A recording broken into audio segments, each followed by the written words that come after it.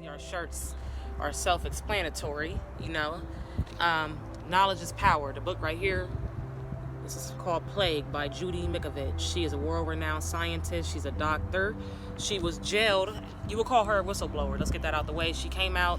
She was bold enough to speak the truth about the evils going on in the vaccine industry, aka the religion of vaccines. Okay, so today we're not going to talk about that. We've done that before, but we just want to get it out the way. And I want to read one little snippet from this book. Once again, it's called Plague. This is just a piece of knowledge that you can get if you want to learn more about the evils of vaccines. Okay, it's very dangerous. If you know, you know. But let me just read something for you guys. Even worse, and this book is obviously written a while ago, but these details were made all the way back in 1994, so this has been going on for a very long time.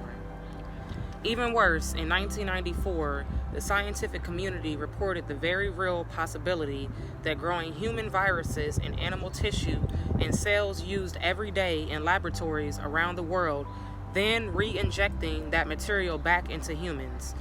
This could introduce new animal viruses into the human population. In fact, our research about the retroviruses in 2011 showed that this catastrophe had already taken place. It is such a simple idea, so easy to convey, that if people really began to focus on it, the entire vaccination program would crumble. God did not intend for animal viruses to be injected directly into the human bloodstream. And what are the current leaders in science doing about this threat to your health? I participated in a study to see if the blood supply was contaminated with these retroviruses. The simple answer is yes. Wow. We'll leave it at that. So that's that. But just to what we're talking about today, we're talking about the science and the importance of having a sound mind. Like I said, knowledge is power, so that's very key. But I'll let him take over and do his thing. That's a lot. And Judy Mikovits, she is like what you would, that's the equivalent of a female Bill Nye. She's world known.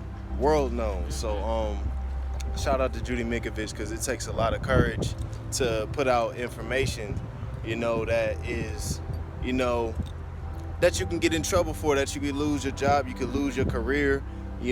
She specifically was put in jail for writing that book. So yeah, shout out to anybody that's bold enough to tell the truth confidently and boldly and accurately, in times like these.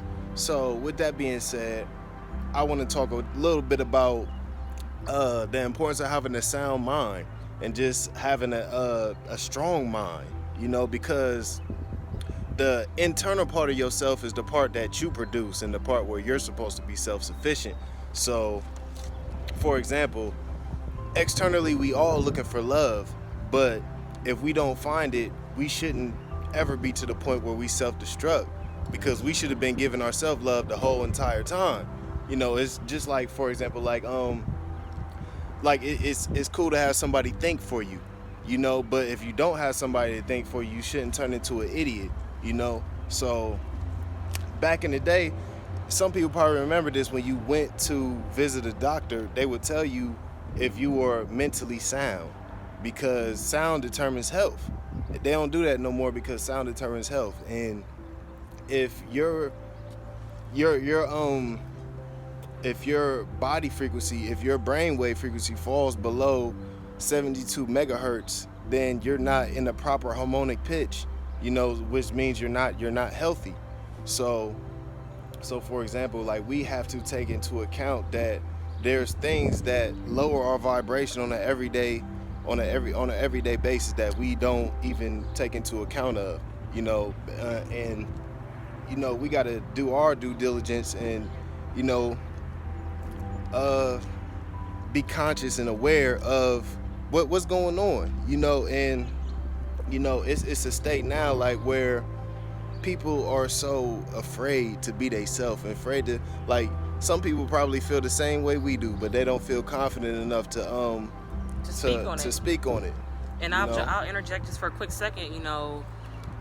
Like I said, I just want to show this book once again, because reading is critical, and these times we're living in is very critical, and that's a part of having a sound mind, because not only are you receiving information that can help you evolve in every way, depending on which books you're reading, but it's also a way to it's like a meditation, because when you're reading, you know what I'm saying, you're in the now, you're in a moment, you're focused, you're learning. You know, when you're watching a television show, when you're watching a movie, it's entertaining. You know, you don't feel good. You feel good, but you don't feel like you received any knowledge. But once you read a book, it's a whole different ball game. You know what I mean? So it's essential because it's hidden. It's all here. You cannot watch a movie unless you're conscious minded and you can decode the movie. Right. What you can get out of a book, okay? Right. And it raises your frequency, and it makes you more knowledgeable, and it makes you more powerful. It makes you more confident too. Mm-hmm. Like, it gives you confidence because you know. So either you know or you don't know. And that's where because when you start studying spirituality and stuff, you start to learn that we are all just our own unique energy with us, or our own unique frequency. You know what I'm saying? So, we have to understand that our bodies are just biological, like we're literally just either in tune or out of tune with, you know what I'm saying, with it's like a radio reality. station. The frequency is either it's so hard to explain it by making it simple, but just imagine when you're changing the radio station to a different one. You know what I mean? You're tuning and it's kind of staticky and it's like you can't really hear it. That's when your mind isn't sound. You know what I mean? That's when you're kind of like all over the place. But imagine when you turn that up a little bit, or to the right frequency, the right station, and you can hear it clear. You know what I mean? So it's kind of like your mind being clear. It's the same thing, because that's all we are. You know what I mean? That's all we are, is energy, and we operate through frequencies. You know what I mean? And so I'm gonna leave with this: the importance of meditation, and just taking a second to just sit quietly for 30 minutes, 45 minutes, and just understand your thoughts aren't your thoughts. Just observe your thoughts and observe what your body is saying, and you'll realize, like, wait a minute, like, why am I thinking this way? Why am I thinking that way? Like, and it's hard. You'll see how hard it is to sit down for 30 minutes, 45 minutes to an hour, because we're constantly being bombarded by emotions and feelings and this and that. Like, if you notice, some people can't even drive in a car without turning the music down because their own thoughts are bothering them. They don't want to think about what's on their mind. And you know what?